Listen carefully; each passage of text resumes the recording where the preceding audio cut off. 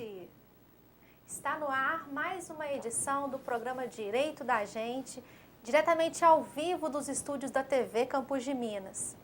Eu sou Leidiane Gouveia e hoje iríamos exibir uma entrevista que fizemos com o Dr. Rodrigo da Cunha Pereira, presidente do Instituto Brasileiro de Direito de Família. Contudo, por problemas técnicos, não foi possível a exibição, que acontecerá na próxima semana.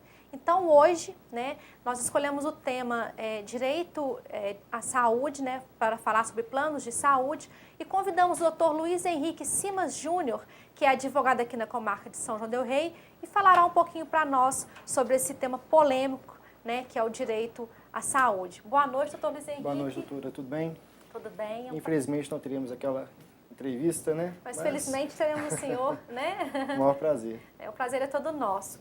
E você aí de casa pode participar enviando sua pergunta para nós.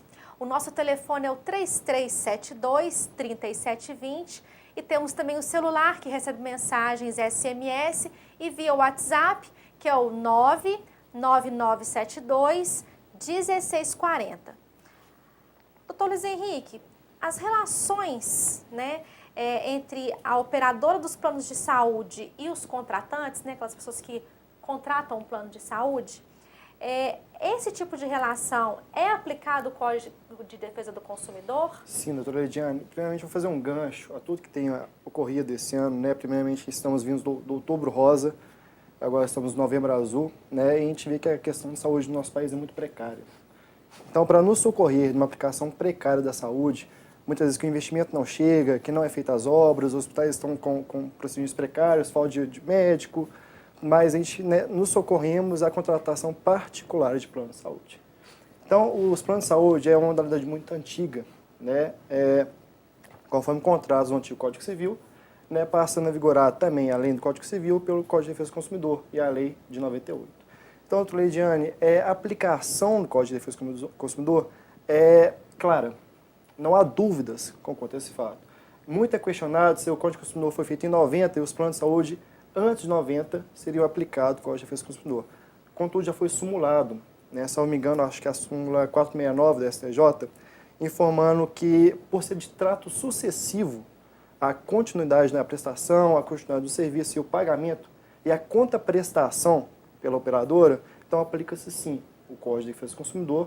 E para aqueles planos que foram contratados após o dia 1º de janeiro de 99, aplica-se uma lei específica, que é a Lei de 98, referente aos planos de saúde por particulares. E qual que é a vantagem de aplicar o Código de Defesa do Consumidor nesse tipo de relação? Então, a vantagem é muito boa, é muito clara, porque o Código de Defesa do Consumidor não deixa com que o consumidor leve qualquer prejuízo em uma contratação. Então, essa contratação ela é baseada na boa-fé contratual, e na vontade do consumidor. Então, não deixe com que as operadoras do plano de saúde particular enfatizem o plano de saúde e não atendam essa demanda. Então, aquele contrato que é pactuado entre consumidor e operadora, ele pode ser revisto, não pode ter cláusula leonina, não pode ter cláusula abusiva, tem uma série de exigências para a pactuação do contrato. Além do mais, exigido o número 12 de letra para que aquela pessoa idosa que assine o contrato consiga visualizar todas as cláusulas as quais estão sendo assinadas. Então, o Código de Defesa do Consumidor vem para acobertar o contratante e vem para exigir do contratado a contraprestação efetiva do que está sendo contratado. Para que também não hajam cláusulas abusivas. Isso, vamos aumentar do nada em um mês de agosto vai aumentar. É um percentual muito alto. Então, tem toda uma regulamentação interna, tanto fiscalizada pela ANS, pela Lei de 98 e pelo Código do Consumidor, para não deixar que o consumidor seja lesado na contratação desse seguro particular. Ah, que interessante.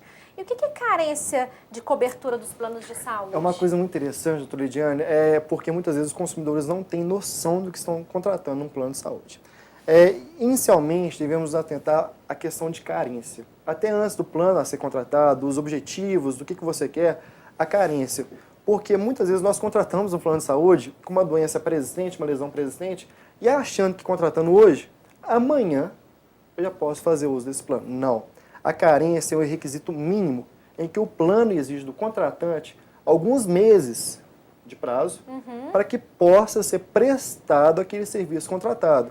Eu quero fazer um exame. Então, tem uma carência a qual do início do contrato até o período que você pode começar a realizar os exames acobertado no plano de saúde, pagando um valor menor.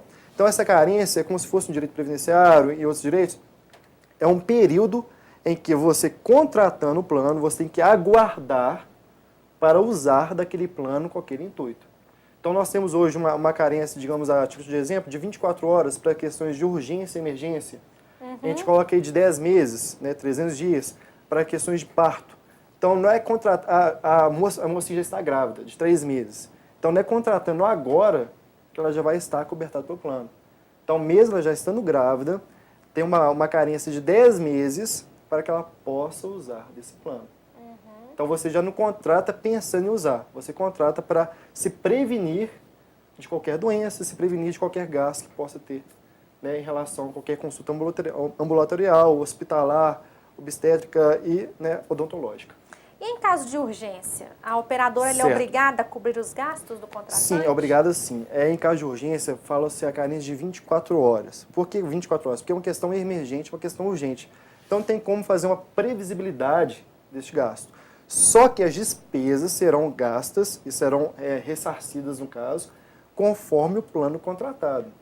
Se for um plano hospitalar, né, somente hospitalar, né, para os exames e tudo mais, ele não vai cobrir a carência de urgência para pagamento de plano ambulatorial. Então, depende do plano contratado para as assertivas né, serem condizentes. Então, vai verificar o plano, o objetivo do plano, o que é cobertado, é 24 horas para urgência e emergência. Mas nesse caso, a operadora tem que cobrir todo e qualquer gasto com o procedimento ou somente aqueles que foram contratados? Somente aqueles que foram contratados. Então, assim, é uma coisa muito interessante que é a aplicação do Código de Defesa do Consumidor. Por quê? O contrato está ali. Então, você tem um ônus para o contratante, tem um bônus também para o contratado e vice-versa. Então, não pode sair daquele plano contratado. Contudo, tem que se respeitar o contrato, os objetivos, as cláusulas, não expor o consumidor a um plano, né, que não vai ser atendido, contudo, respeitando esse contrato nas formalidades feitas e não extrapolando esse contrato. Bom, e no caso da operadora, se ela vier encerrar as suas atividades, como que fica seus clientes? Você contrata um plano de saúde e ele encerra? É uma situação muito engraçada hoje, a seguinte questão. Você vê um flyer, vê um outdoor, vê qualquer vinculação de propaganda a um plano de saúde e vai e contrata esse plano de saúde. Só que o consumidor muitas vezes não procura saber quais são as operadoras desse plano de saúde, quais são os médicos, hospitais, coberturas e tudo mais. Então, muitas vezes, ao contratar esse plano de saúde, você não tem ciência ampla do que está sendo contratado. Quando o plano de saúde quer desvincular de qualquer médico, qualquer hospital, não pode ser da noite para o dia. Tem que ter uma comunicação à ANS, tem que fazer um requisito, né? A ANS falando que uma comunicação de no mínimo 30 dias para o consumidor e dando ciência do porquê dessa desvinculação. Porque muitas vezes o consumidor contrata aquele plano de saúde porque tem vinculação ao hospital X. Aquele hospital ele acredita que é um bom hospital, que tem tal médico, que é vinculado ao plano de saúde. Então, a desvinculação do plano de saúde pela operadora com o contratado, né, que seria o médico, o hospital, ela gera um prejuízo muito grande ao consumidor, porque ele visou aquele plano de saúde baseado nas preliminares oferecidas naquela propaganda. Então, não pode ser feito da noite para o dia. Tem uma comunicação, tem que falar o porquê que está desvinculando, tem uma verba orçamentária para falar se está quebrando ou não, como que está o plano contratado e a comunicação com o consumidor. Bom, nós vamos agora para um breve intervalo e você aí de casa pode participar enviando sua pergunta para nós. O nosso telefone é o 3372-3720 e temos o celular que recebe mensagens, que é o 99972-1640. Não saia daí, nós voltamos já já.